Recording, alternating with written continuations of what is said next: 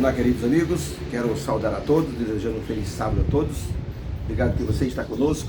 Vamos ao estudo da lição número 4, a lição que fala sobre a aliança eterna, a aliança que Deus fez com Abraão. E essa aliança, justamente, ela teria uma continuidade perpétua. Por isso que Deus, ao escolher Abraão, fez uma escolha maravilhosa. E Abraão precisava justamente das promessas divinas para que a aliança se tornasse uma realidade em sua vida. William Plumer, que foi um grande teólogo, ele escreveu o seguinte, que o vínculo da aliança é capaz de suportar os fardos mais pesados do crente, como aconteceu com o patriarca Abraão. A aliança era algo proposto por Deus, mas para o cumprimento dessa aliança, foi preciso que os vínculos da aliança, ou seja, as promessas da aliança, se fizessem necessárias para que Abraão pudesse, então, cumprir a parte dele na aliança. Gênesis 17, verso 7, é o verso áureo, que diz o seguinte: estabelecerei o meu pacto contigo e com a tua descendência depois de ti, em suas gerações, como pacto perpétuo, para te ser por Deus, a ti e a tua descendência depois de ti. Deus estava nessa proposta dizendo a Abraão que ele seria o Deus de Abraão e seria o Deus do povo que surgiria a partir de Abraão. Olha, o mundo depois do dilúvio rapidamente se corrompeu. Toda a geração que veio depois de Noé parece uma coisa incrível, né? Deus fez a extinção da raça humana, sobrando Noé e os seus filhos e suas noras e a esposa, e depois de algum tempo o ser humano já estava corrompido outra vez. Tanto que em Gênesis 11 conta a história da Torre de Babel, onde as pessoas disseram: vamos fazer uma torre, vamos fazer um nome, e vamos fazer uma torre para que nós nunca mais sejamos destruídos. Ou seja, uma intenção de desafiar a Deus através dessa proposta. Então Deus resolveu misturar as línguas para que eles não se entendessem e assim então fossem pulverizados pela terra. O ser humano, ele tem uma tendência natural para o pecado, não adianta. Essa tendência já nasce com o ser humano. Por isso que Deus se tornou assim um médico de um planeta doente. Quando a gente é pequeno, a gente muitas vezes, nós podemos recordar, nós nos tornamos dependentes das pessoas que cuidavam de nós, nossos pais. E se nós somos pais e nossos filhos ficam doentes, a gente fica ali perto dele, monitorando todo o tempo para ver se a criança ela melhora. Deus se sentou ao lado do mundo doente com a intenção de curar esse mundo, de cuidar desse mundo. E Deus viu que a única maneira seria ter um povo que pudesse ser um espelho, um parâmetro, para que as pessoas pudessem olhar que existe um Deus no céu, que cuida das pessoas, um Deus interessado no bem-estar, na salvação. E Deus então escolheu Abraão para ser então o início desse povo escolhido maravilhoso. E hoje Deus deseja que nós sejamos esse parâmetro nesse mundo de hoje. No livro Meditações Matinais do ano de 1989, na página 63, tem um texto de Ellen White. Deve estar em algum dos livros dela, foi colocado na meditação matinal. Mas diz o seguinte, o texto: próximo está o fim de todas as coisas. Deus está impressionando toda a mente suscetível de receber as impressões do seu Espírito Santo. Os mensageiros do céu devem ser vistos correndo de uma parte para outra, buscando por todos os meios possíveis advertir o povo dos juízos vindouros e apresentar as boas novas de salvação do nosso Senhor Jesus Cristo. Eu me lembro que eu fui numa igreja fazer uma semana de oração e o irmão disse assim: irmão Gilberto, eu estou muito chateado com a igreja.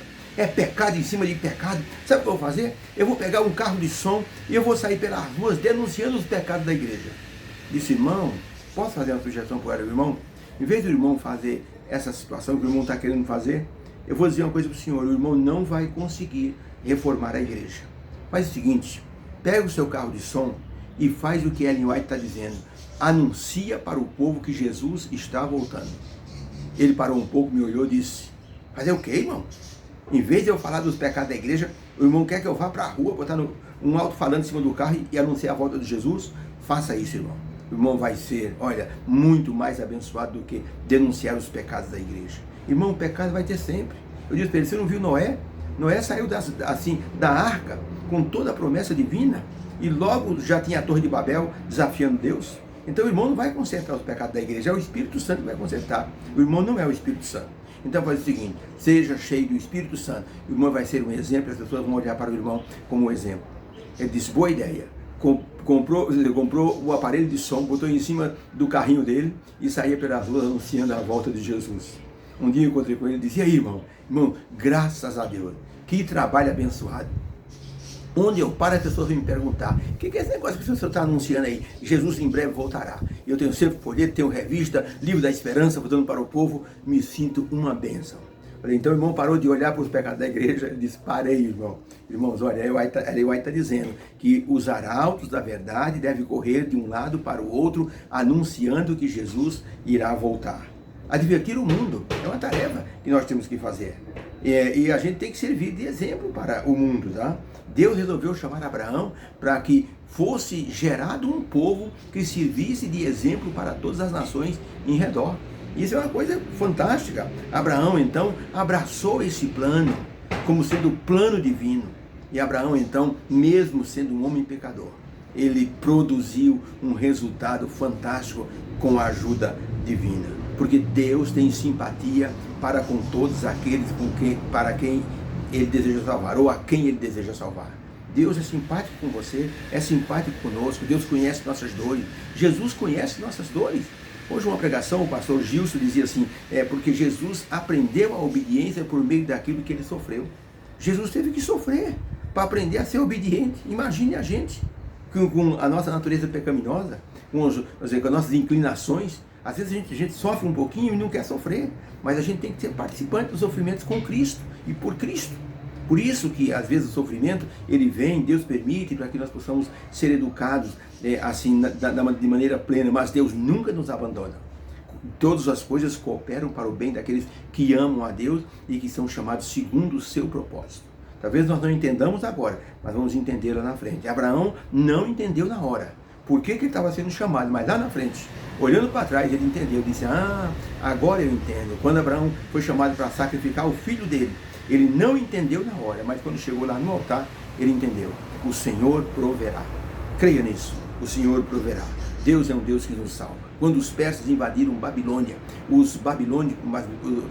povo de Babilônia, os babilônicos, eles tentaram fugir e eles tinham uma preocupação com dois deuses que eles possuíam, o Bel e o Nebo, e resolveram levar essas duas estátuas com eles, porque significava proteção.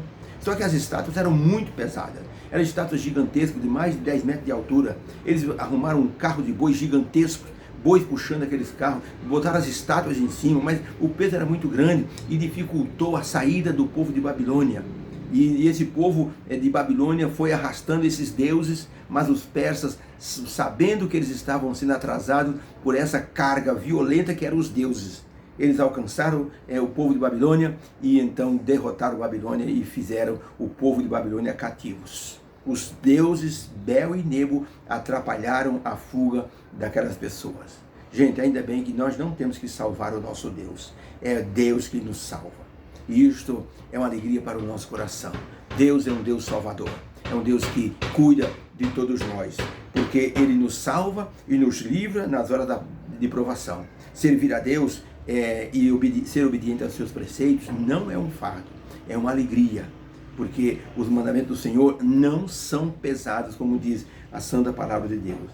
Pelo contrário, servir a Deus e obedecer aos seus mandamentos nos eleva, nos anima e muda a nossa vida para melhor. Por isso, existe uma expressão de Ellen White em Meditações Matinais, de 1965, página 263, que diz o seguinte: toda a vida espiritual é moldada pelo conceito que temos de Deus. Se nutrimos ideias errôneas acerca do caráter de Deus, nossa vida sofrerá dano irreversível. Devemos ver em Deus alguém que deseja de forma ansiosa o bem dos seus filhos aqui na terra. Então, o conceito que fazemos de Deus, ele pauta a nossa vida. Se você tem o conceito de que Deus é tirano, você vai ser uma pessoa insatisfeita. Tudo que você fizer, você não vai ter propósito, não vai ter objetivo, porque para você Deus não é alguém que te ama. mas se você tem um conceito de que Deus é um Pai de amor, você vai então entender por que as coisas acontecem. Por isso, nessa semana, nós vamos estudar o que significa esse amor divino por todos nós, como Abraão entendeu. Vamos ver por que Deus fez uma aliança com Abraão e qual era a visão futura que Deus tinha para beneficiar toda a humanidade. Vamos então a esse estudo, que Deus nos abençoe, que haja uma bênção para a nossa vida nesta semana. Obrigado por sua assistência, e então faça divulgação do nosso trabalho, e entre lá no YouTube, e se inscreva, e faça o seu comentário, e coloque o seu joinha. Deus te abençoe. Obrigado pela atenção. Amém.